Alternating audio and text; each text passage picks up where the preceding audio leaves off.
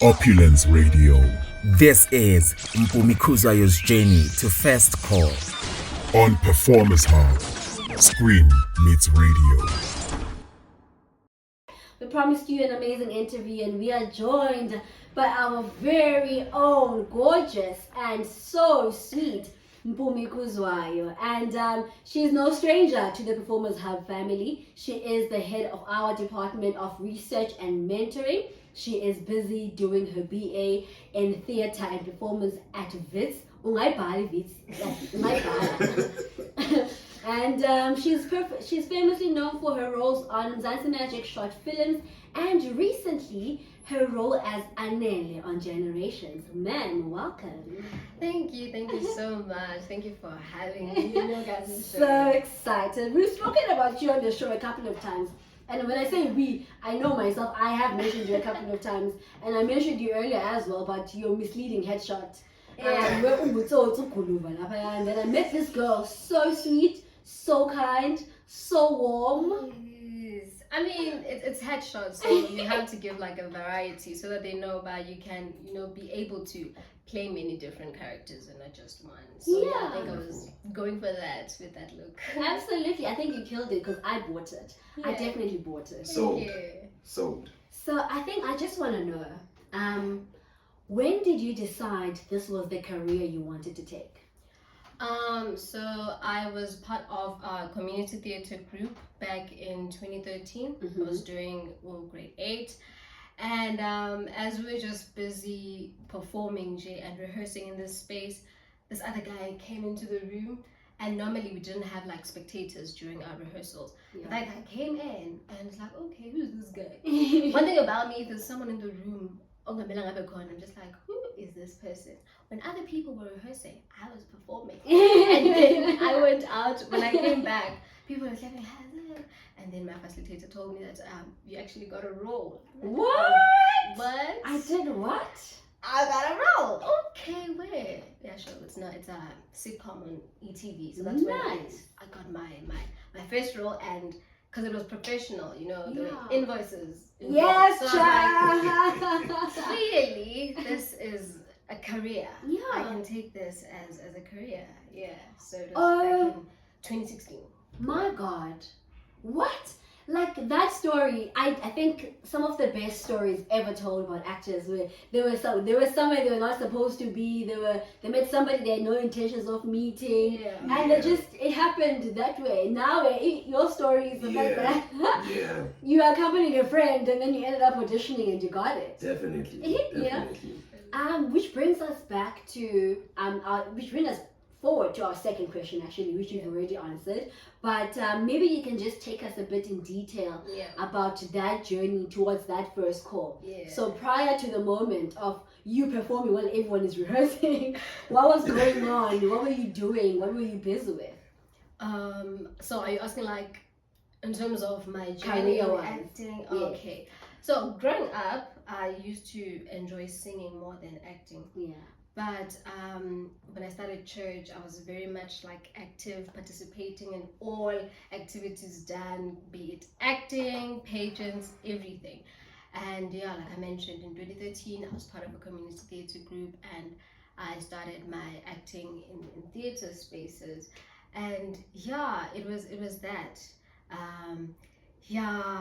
Nasia, are you telling me that you woke up one day, went to rehearsal, and you landed a gig ETV?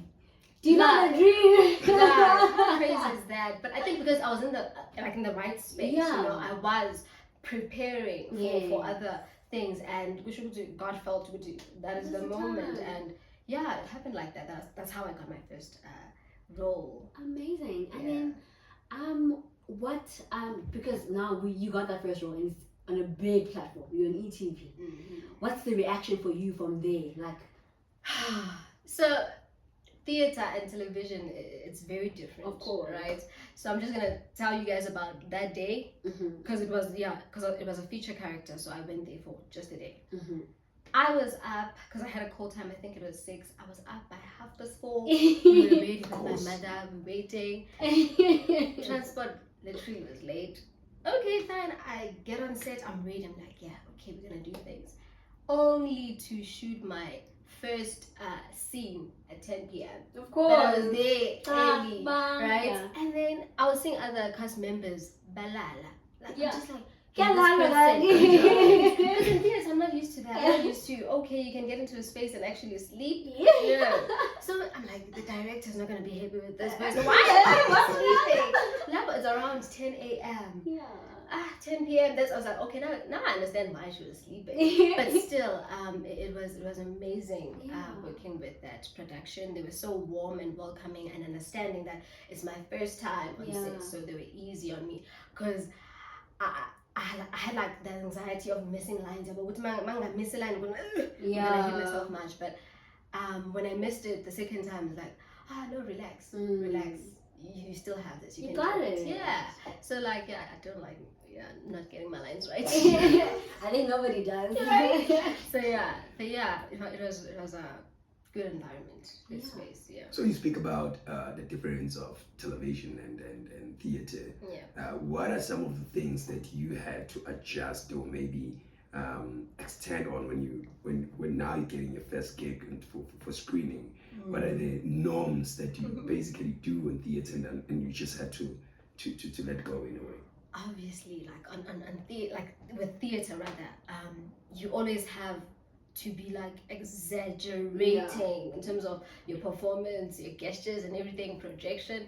But when it comes to television, all of that is like minimized, you know, so it's minimal moving of gestures and so I think having to like adjust to that, which okay, here I don't have to project loud, I just have to be myself and be calm and just I think that is the biggest difference more than anything between theater and television. And I feel, of course, with theater, you need to project, all the you need time. to articulate, you need to deliver the performance. Yes. The person at the back needs to feel and do the staging.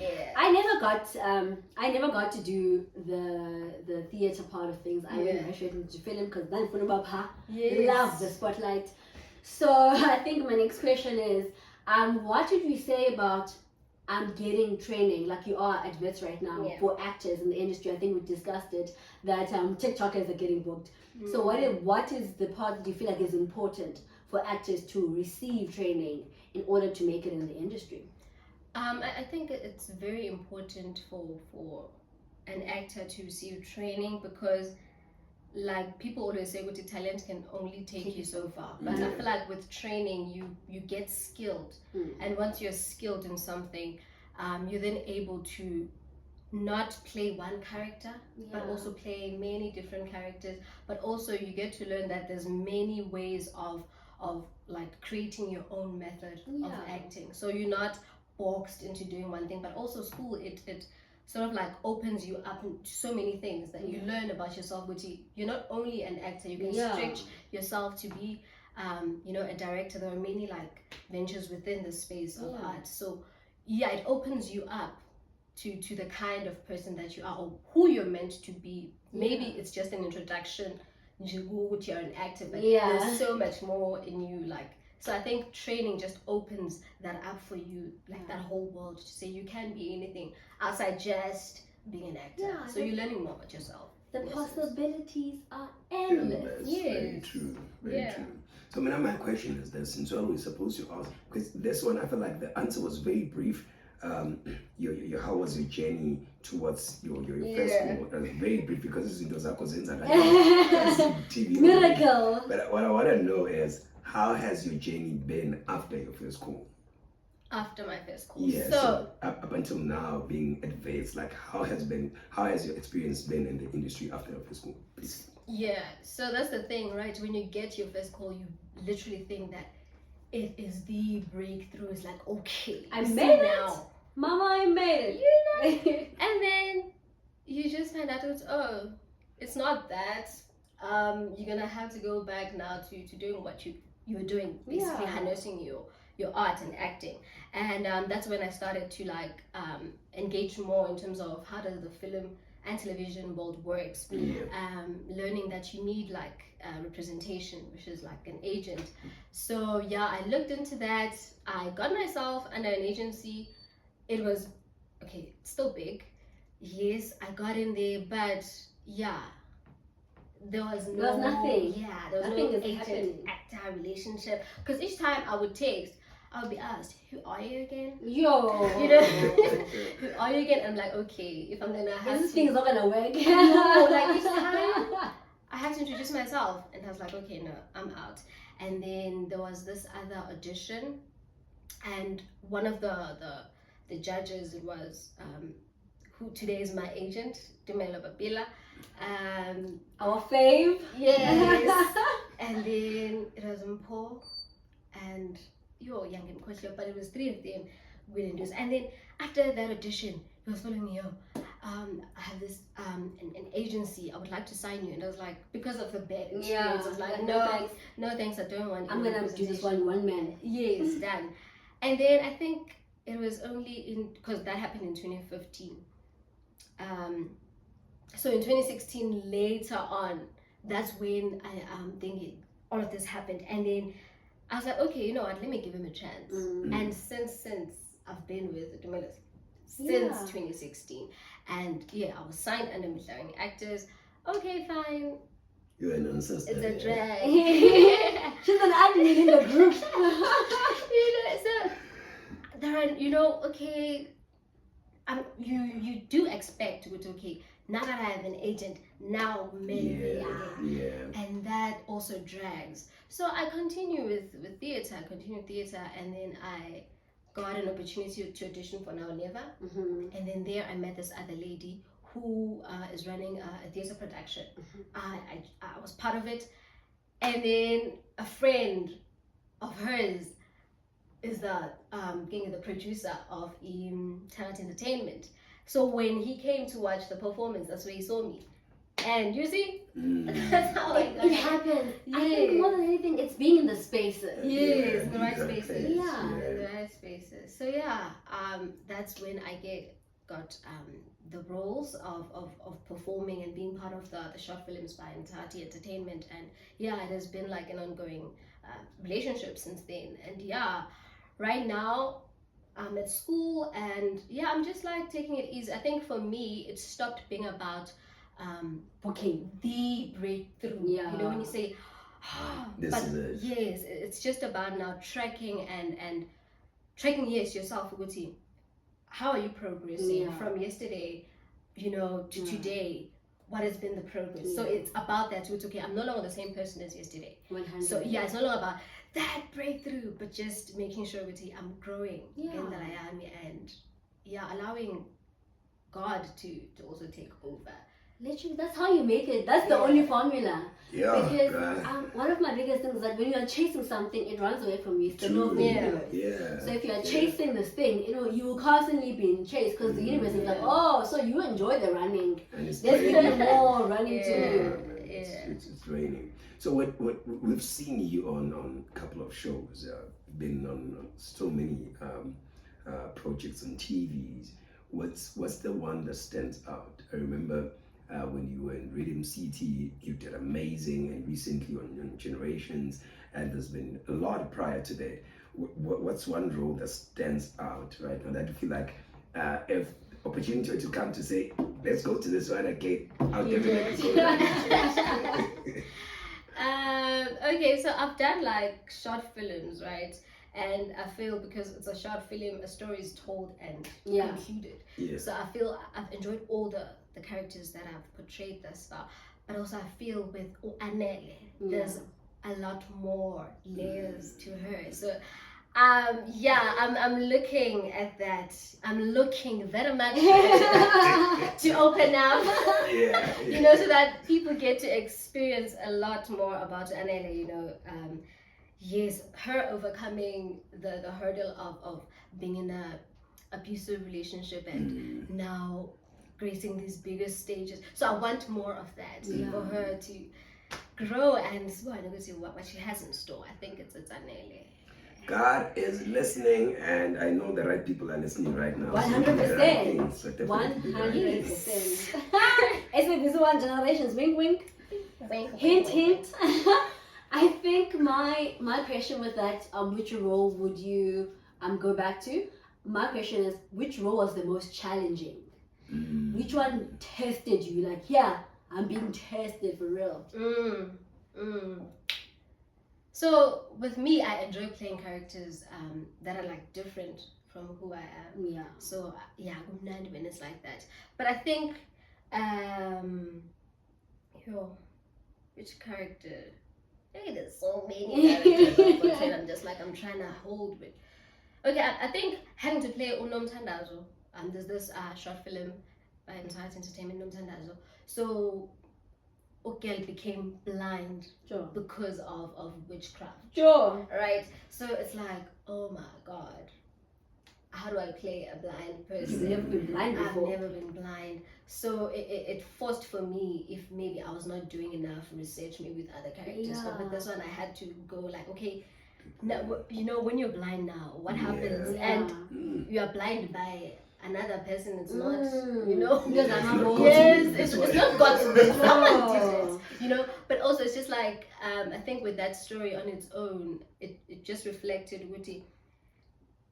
I mean, with that character specifically, Unomthandazo, she never backed down. Like, she was like, okay, I'm still gonna push, even though I'm winning, I'm still gonna push. I'm hopeful that eventually this is gonna be solved, right? So I think, having to play Unomthandazo was like difficult, but at the same time very much enjoyable, and the storyline is very much, teaching. Like it teaches you Wuti emhlabeni people can just turn on you. Just like So that. it just teaches you you're on your own in a sense. Family is not family. Yeah. I think that story is very relatable to a lot of South Africans because we've heard it, we've seen it, we've experienced it in families, we've heard their stories, and it's not a very easy one. I think I also want to know, because we spoke about this last week, that one of the roles that I would like to play is a role where I have to imagine certain things. So now it's not there, but you have to imagine like it's there. Now let me take you back to the cave at Imbo now. When you played young Mama Kosi there, and you were in the cave, and you saw a light, and the eyes turned black, and the eyes I'm pretty sure were not black. So how was that? How was that experience for you? Oh my God, that was a beautiful moment right there. It was a beautiful moment. I remember I was like, I'm always stressing. That's it's like, oh my God, I have to nail this part. I have to. Because how it was done, he was there, and then he was moved. But I think in your mind, when you like played with it, how would you react when a person just literally just vanishes in front of you? Kanjani, bro. In a cave that you've heard so many stories about. Sure.